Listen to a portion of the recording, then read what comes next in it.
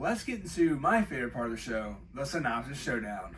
Up first, as always, we're going to go to see what IMDb has to say about this masterful film. A young FBI cadet must receive the help of an incarcerated and manipulative cannibal killer to help catch another serial killer, a madman who skins his victims. Okay, without question, it tells us what the movie's about. Without really telling us much about the movie, I give it a solid B for basic, bland, and borderline better if only had some meat on its bones. A little more detail.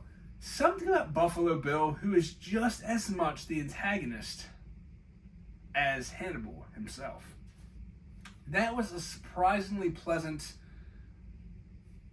review, or synopsis. Let's see what our user synopsis has to say about this week's film. Hugo has this to say about the film. It's not our boy Poindexter this week. Hugo has some big shoes to fill. Let's see if he can fill them. FBI trainee Clarice Starling works hard to achieve her career. To advance her career, while trying to hide or put behind her West Virginia roots, of which is, if some knew, would automatically classify her as being backward or white trash.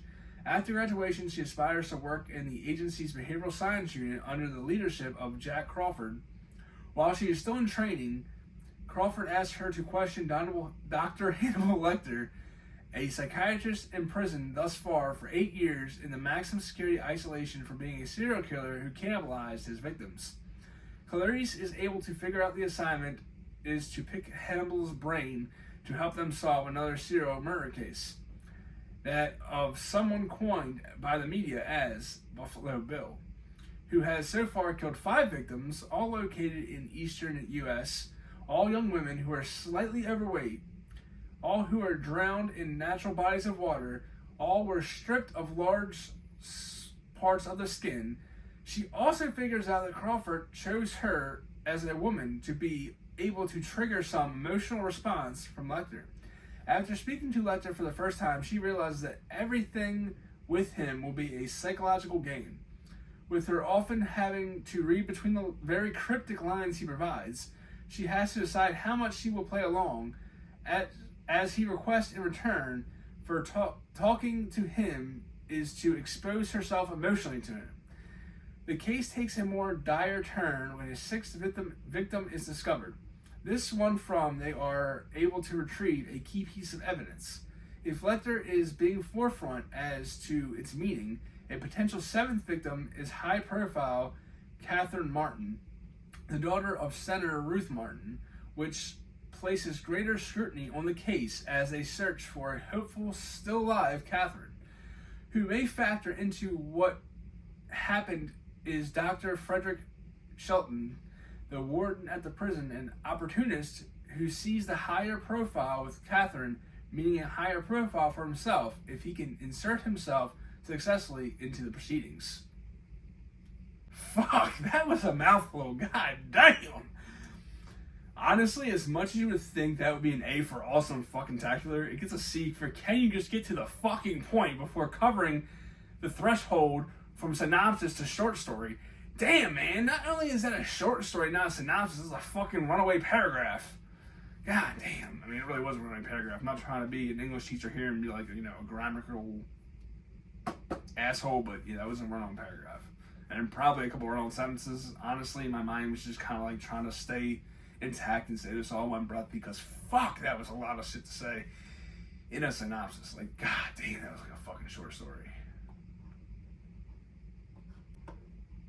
Fuck, I mean, all I gotta say is hopefully Criterion has something that is tastefully fulfilling, because both these were just like chillingly bad. In this chilling adaptation of the best-selling novel by Tom Harris, the astonishing director Jonathan Demme crafted a taut psychological thriller about an American obsession, serial murder. As Clarice Starling, an FBI trainee who has enlisted the help of the infamous Hannibal the Cannibal Lecter to gain insight into the mind of another killer, Jodie Foster subverbs classic gender dynamics and gives one of the most memorable performances of her career, as her foil, Anthony Hopkins, is the anti-hero Calder cultured, quick-witted, and savagely murderous, delivering a harrowing portrayal of humanity gone terribly wrong. A gripping police procedural and a immersive into a plot twist psyche, The Silence of the Lambs swept the Academy Awards. Best Picture, Best Director, Best Screenplay, Best Actress, Best Actor, and remains a cultural touchstone.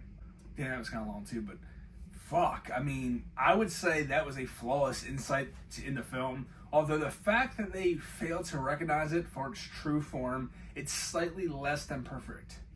Although still an A for almost achieving greatness. I don't know why, but people have a tendency to try and claim that Silence of the Lambs isn't a horror film, which in many ways is a slap in the face to the genre and the film itself. Not every horror film has to be a slasher with prime shots of nudity and teenagers getting slaughtered while getting laid. Hannibal is a true horror icon, one that till this day is considered to be an iconic character of the horror genre, making The Silence of the Lambs one of the only horror films to win Best Picture. I actually remember watching a documentary on TV. I forget what the show was called, but they would do these documentaries on films, productions, and the impact of the industry. They would kind of interview the cast and crew, film critics, film historians, actors, directors, etc. It was kind of like you watching the commentary on DVD, but it was on television. There was a show, and it would constantly run these episodes with different commentaries and different behind the scenes of different films. And again, they would interview various different people from the industry. And the topic that came up during the episode of this show is that it is indeed a horror film, but due to its prestigious recognition and overall production, a lot of people don't want to admit it, due to the quality of horror films that were being produced during the time of the film's release. And now horror films are viewed completely different than they were at the time. They didn't want to tarnish the good name of the film, or the film's good name. Now, looking at a modern standpoint, yes, you have horror films that are way past the point of 80s slashers. I mean, some even like to argue that there's a subgenre within the horror genre called elevated horror. The Witch, The Babadook, Midsommar, Hereditary. I mean, there's these films that are way more on a psychological type of level, and they're more elevated, if you will, and they're just not, teenagers getting slaughtered while getting laid. I mean, pretty much any A24 horror film would kind of take that reign of being a subgenre that is more than a genre of horror or what it has been known to be. So again, I think if this film was made today, it probably would get the honor of being called a horror film, and they wouldn't try to dishonor the genre.